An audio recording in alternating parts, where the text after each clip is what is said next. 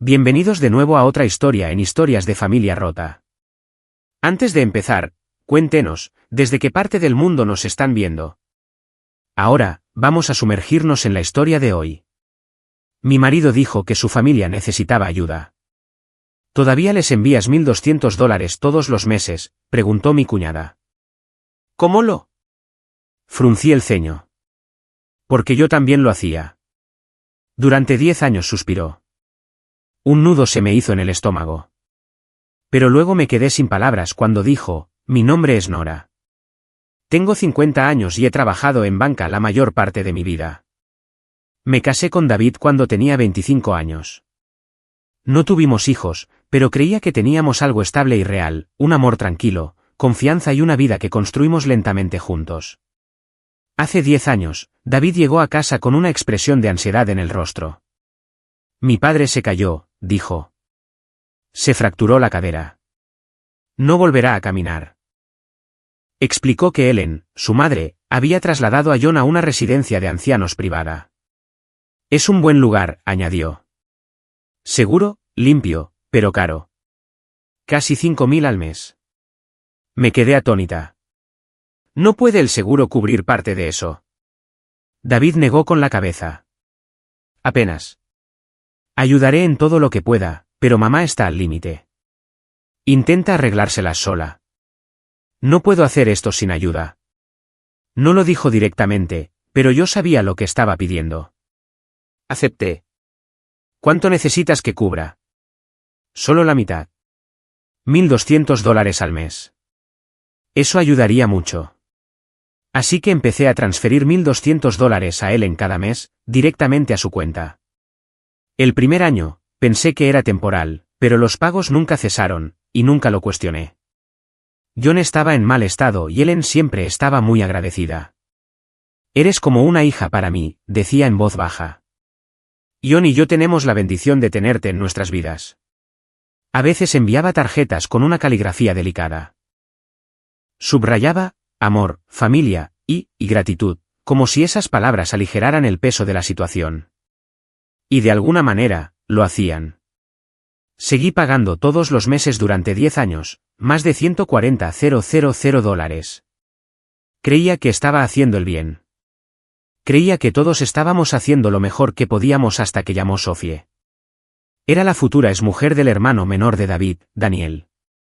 Hacía tiempo que no hablaba con ella, desde la separación. Me llamó de la nada. Nora, preguntó con cautela, soy Sophie. Dudé. Sophie. Hola. ¿Está todo bien? Necesito hablar contigo. ¿Podemos vernos en persona? Y, por favor, no le digas a David. Eso me llamó la atención. A la mañana siguiente, nos encontramos en una tranquila cafetería del centro. Parecía agotada pero decidida, como alguien que ha llorado lo suficiente y ha decidido parar. Siento la sorpresa, dijo, removiendo su bebida. Llevo guardándome esto un tiempo. Asentí, sin saber a dónde quería llegar. ¿Sigues enviándole dinero a Ellen, verdad?, preguntó. Parpadeé. ¿Qué? Los pagos mensuales.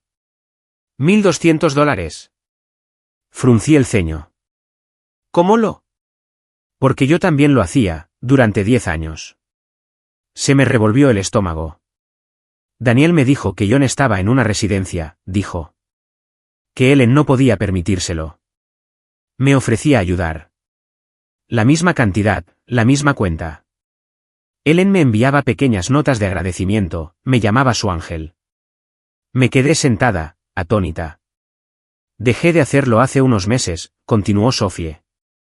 Después de la separación, quería cortar lazos. Pero ayer fui a casa de Ellen. ¿Por qué?, pregunté, intentando mantener la voz firme. Para coger algo que es mío. Mi cafetera de expreso. La compré hace años, antes de que Daniel y yo nos casáramos. Era cara, como $600. Cuando nos mudamos juntos, Ellen insistió en que se quedara en su casa. Dijo que abarrotaba nuestra cocina y que ella la guardaría a buen recaudo. Suspiró. En fin, como el divorcio se finalizó la semana pasada, pensé en recuperarla. ¿Entraste? Siempre pasa los fines de semana en casa de su hermana, y se suponía que John estaba en la residencia. Todavía tenía una llave de repuesto. ¿La usaste? No pensé que fueran a estar en casa. Solo quería mi cafetera y terminar con todos ellos. Pero cuando entré, John estaba allí. Me quedé mirando. ¿Qué quieres decir con que estaba allí? Estaba en la cocina, en pijama de cuadros, sirviéndose un café. La sangre se me fue del rostro. Sophie se inclinó. Tenía un aspecto perfectamente normal, Nora. Sin andador, sin bastón, simplemente de pie, tarareando para sí mismo, usando mi máquina. No, susurré. Sacó su teléfono. Le hice una foto antes de que me viera. Lo deslizó sobre la mesa. Era John en pijama, sosteniendo una taza humeante, de pie junto a su cafetera de expreso, la misma de la que ella solía hablar maravillas. Parecía sano, relajado. Mis manos temblaban mientras le devolvía el teléfono. Pensé que quizás estaba de visita durante el fin de semana, dijo Sophie. Así que llamé a un amigo que trabaja en la residencia. No hay ningún John registrado allí. Ningún expediente, nada. Nunca ha sido paciente. No podía respirar. 10 años, todos esos pagos, todas las lágrimas que había visto en los ojos de Ellen cuando hablaba de cuidar a su indefenso marido. Lo siento, dijo Sophie con delicadeza. Pensé que debía saberlo. Odiaba la idea de que siguieras enviando dinero. Asentí lentamente. Me sentía como si estuviera bajo el agua. Cada palabra parecía lejana. Increíble. Pero supe la verdad en cuanto la oí. En el fondo de mi ser, algo hizo clic. La gratitud ensayada de Ellen. Las respuestas vagas de David cuando le preguntaba cómo estaba John. El hecho de que nunca me dejaran visitar la residencia. Todo era una actuación. Una mentira de 10 años. Sophie y yo nos quedamos en silencio, ambas mirando al mismo vacío. No solo nos habían engañado. Nos habían reclutado, utilizado, y algo me decía que no éramos las únicas. Cuando llegué a casa esa noche, me sentí como una extraña en mi propia casa. David estaba en la mesa de la cocina, mirando su teléfono con indiferencia. Ellen estaba sentada a su lado, doblando la ropa como si no hubiera pasado nada. Me quedé allí un segundo, observándolos. 2 personas en las que había confiado. 2 personas que me habían mentido durante una década. Me he reunido con Sophie, dije, con una voz más cortante de lo que esperaba. David levantó la vista. Ellen ni siquiera detuvo su tarea. Me ha contado lo de John, continué. Que lo vio en casa, de pie, bebiendo café. La expresión de David cambió, se tensó, no de sorpresa, sino de irritación. Dice que nunca ha estado en una residencia, que no hay ningún registro de él en ninguna parte. Ellen dejó escapar un suave suspiro, dejando por fin la toalla que tenía en el regazo. Oh, Nora, ¿de verdad tenemos que hacer esto? Me ardía la garganta. Sí, tenemos que hacerlo. David se levantó. Mira, no es para tanto. ¿Ayudaste? ¿Y qué? ¿Y qué? Repetí, atónita. Pagué $1,200 al mes durante 10 años. Basándome en una mentira. Nadie te obligó, espetó. Te ofreciste, por la bondad de tu corazón. ¿Recuerdas? Ellen se rió suavemente, como si yo estuviera siendo demasiado dramática. Nora, no actúes como si hubiéramos vaciado tus ahorros. Solo fue un pequeño apoyo. Un pequeño apoyo, se me quebró la voz. Montasteis toda una actuación en torno a un hombre postrado en cama, tu marido, y recaudasteis dinero de mí. De Sophie, y quién sabe de quién más. David se cruzó de brazos. Estás exagerando. No, dije.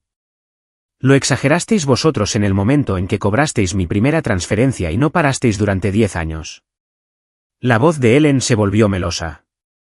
Si estás enfadada, lo entendemos. Simplemente deja de pagar, cariño. Nadie te está obligando. Me temblaban las manos. No estaba segura de si era rabia o desamor, o ambas cosas. Con mucho gusto, dije. Ni un céntimo más. Me di la vuelta, subí las escaleras, preparé una bolsa de fin de semana y me fui de casa esa noche. No sabía a dónde iba. Solo sabía que no podía quedarme. A la mañana siguiente, me reuní de nuevo con Sophie, esta vez en una tranquila sala de conferencias de la biblioteca. Ambas trajimos carpetas.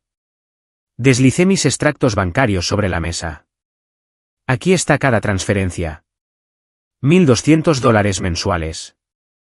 10 años. Sophie hizo lo mismo. Yo también, dijo.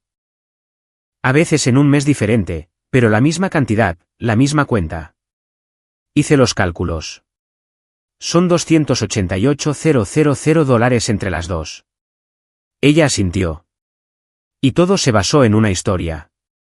Nos quedamos en silencio, dejando que el peso de aquello se asentara.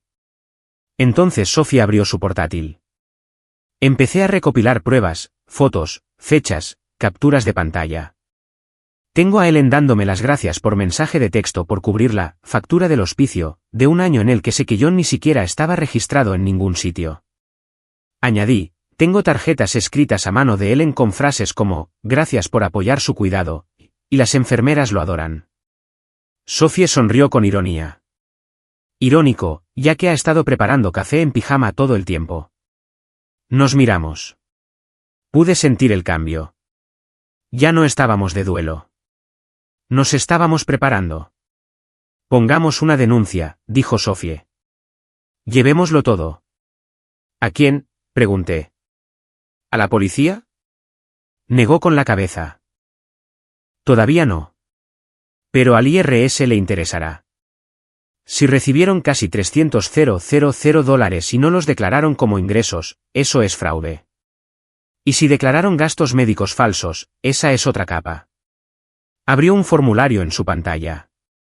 Puedes presentar denuncias de informante de forma anónima si quieres. Dudé. ¿Estás segura de esto? Sophie me miró a los ojos. Nos tomaron el pelo, Nora. Durante años, les creímos. Confiamos en ellos.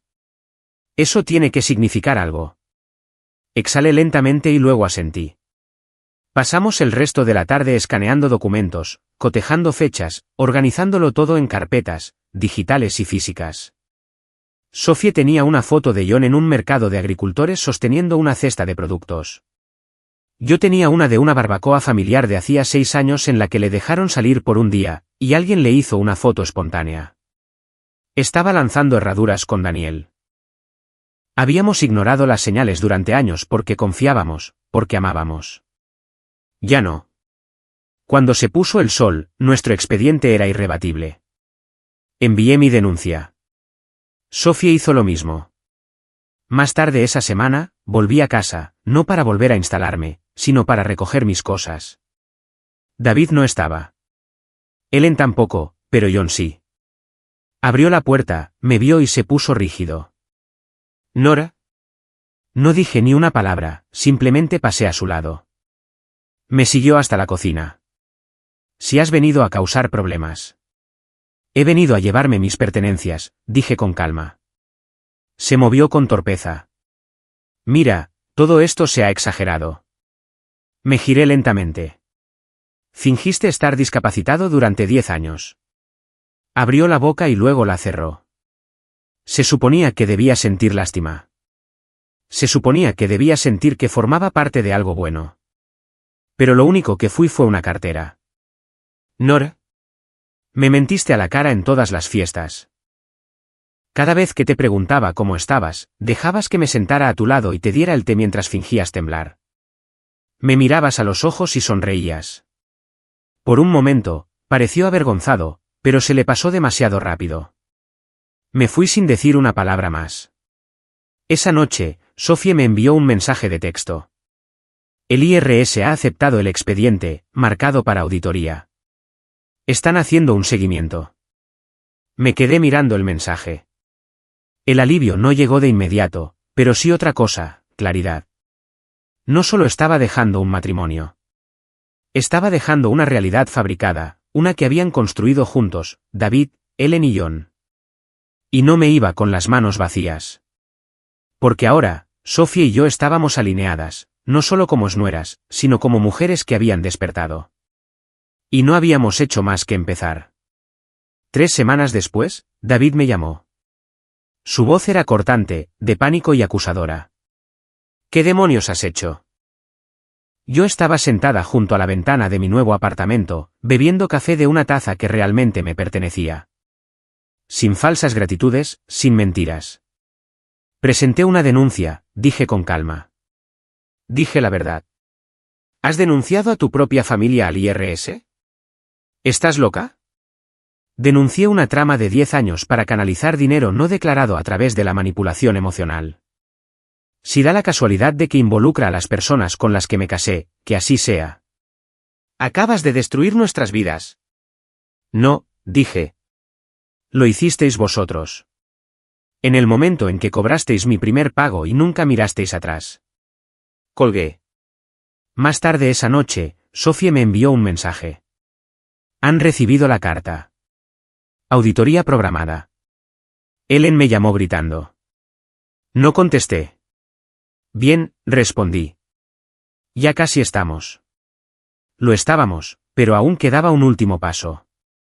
Ese fin de semana, fuimos juntas en coche a casa de Ellen. No estaba segura de qué esperar. Tal vez furia, negación u otra actuación. Lo que no esperaba era a los 3 esperando en la puerta como un tribunal. David, Ellen, John, todos pálidos, todos tensos, todos furiosos. ¿Crees que esto es justicia?, siseó Ellen mientras entrábamos. ¿Crees que esto te hace fuerte? Sofía se cruzó de brazos. Creo que nos hace honestas. Algo que deberíais probar. Te cuidamos, espetó Ellen. Te dejamos entrar en esta familia. Y así es como nos lo pagas. No me cuidasteis, dije. Cogisteis mi dinero. Cogisteis mi confianza. Y usasteis ambas cosas para financiar vacaciones y mejoras en el patio trasero mientras fingíais que John estaba postrado en cama. Estaba lesionado, ladró John. ¿Durante cuánto tiempo? ¿1 mes? ¿2? Porque he visto fotos tuyas de pie perfectamente bien hace 6 años, de compras, riendo, llevando una caja de naranjas. David dio un paso adelante, con la mandíbula apretada. ¿Quieres venganza? Bien. Pero tenías opciones. Podrías haber venido a nosotros. Lo hicimos, dije. Nos ignorasteis. Porque no era asunto vuestro husmear. Pero sí era asunto vuestro mentir. Ellen intentó interrumpir. Pagaste voluntariamente. Esa es la última vez que dirás eso, espeté. Pagué basándome en una invención. Eso no es, voluntariamente. Eso es engaño. Metí la mano en mi bolso y saqué una carpeta. Dentro, cronología, registros, capturas de pantalla, pruebas anotadas. La puse sobre su mesa de centro. Obtuvisteis $288,000 en 10 años. Esos son ingresos. Nunca los declarasteis. Él empalideció. Afirmasteis que John estaba en cuidados a largo plazo.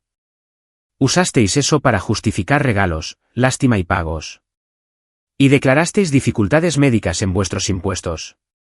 Eso es fraude fiscal. No es tan simple, murmuró David. En realidad, dijo Sofía, poniéndose a mi lado, lo es. Especialmente cuando el IRS ya tiene una copia. Ellen se dejó caer en el sillón como si le hubieran sacado el aire. ¿Qué queréis?, dijo, con voz ahora débil. Respiré hondo. No buscamos meteros en la cárcel. Pero si buscamos responsabilidad y reembolso, añadió Sofía. Podéis luchar contra esto y hacer frente a todas las sanciones, o podéis llegar a un acuerdo. Devolved nuestro dinero, aceptad los términos y seguid adelante. David parecía a punto de estallar. ¿Te divorcias de mí por esto? Le miré a los ojos. No, David. Me divorcio de ti porque a ti te parecía bien. Porque cuando se descubrió la mentira, no mostraste culpa. Mostraste desprecio. No me amabas. Solo amabas lo que te daba. Se hizo el silencio. No discutieron después de eso. En realidad no, porque el peso de las pruebas era grande, y lo sabían. 2 semanas después, su abogado se puso en contacto. Querían llegar a un acuerdo discretamente. El acuerdo: Ellen y John me devolverían mi parte del dinero en pagos estructurados durante 5 años. Sophie recibiría la suya de la misma manera. David no se opondría al divorcio. Sin reclamaciones sobre los bienes compartidos. Sin pensión compensatoria. A cambio, no elevaríamos la denuncia a los tribunales penales. No era todo, pero era suficiente. Y lo que es más importante, era nuestro. Me mudé a un pequeño apartamento con vistas a un parque. No es glamuroso, pero es tranquilo. Me compré una cafetera de expreso. No es lujosa, pero es mía.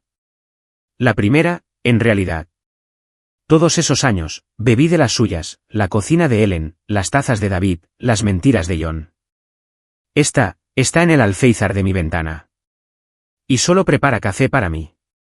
Ahora me levanto temprano, no por costumbre, sino porque me gusta la tranquilidad.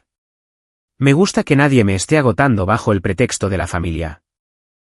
Me gusta que mi dinero se quede en mi cuenta a menos que yo decida lo contrario. Sophie y yo nos vemos una vez a la semana, normalmente los sábados.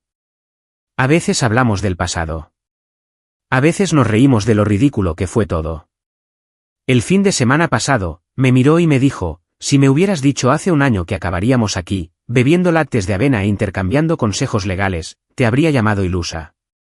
Sonreí. Si me hubieras dicho que sería libre, habría llorado de alivio. Ella asintió. ¿Crees que alguna vez lo entenderán? No, dije. Y no pasa nada. No tienen por qué, porque nosotras sí lo hicimos. Por fin vimos a través del teatro, a través de los guiones, los disfraces, las ilusiones de gratitud y fragilidad. Dejamos de pagar para ver la misma actuación. Y decidimos abandonar su escenario. El tipo de mentira más peligroso es el que se envuelve en amor. Y lo más poderoso que puedes hacer es dejar de creerla. No me arrepiento de los años que di, pero nunca les daré ni un minuto más. Y cuando la gente me pregunta cómo supe que era el momento, solo digo esto: cuando tu amor solo es valioso mientras tu pago se hace efectivo, no es amor. Es una suscripción. Y finalmente la cancelé. Gracias por acompañarme en esta aventura. Si te sentiste parte de esta historia, suscríbete para que sigamos creciendo juntos. Recuerda que cada paso cuenta en tu propio viaje. Nos vemos en la próxima parada.